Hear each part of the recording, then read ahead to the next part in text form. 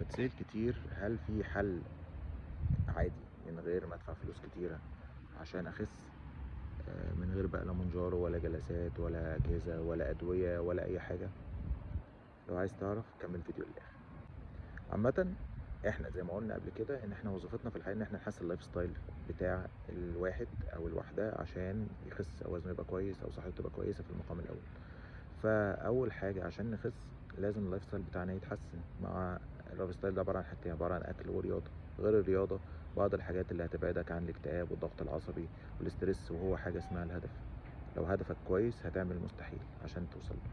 لو انت امكانياتك الماديه ما تستحملش لا جلسات ولا حقن بديل تكميم اللي هي منجاره او اوزمبيك ولا ادويه، تقدر تنظم اكلك بشكل كويس مع انك تلعب رياضه. ما عندكش وقت تلعب رياضه، انزل اتمشى. ما عندكش مكان تمشي فيه، اعمل تمارين في البيت.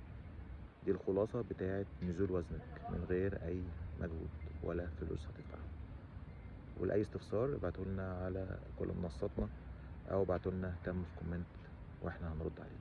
انا محمد غلاب، استشاري التغذيه العلاجيه والعلاج الطبيعي، واشوفكم على خير. سلام.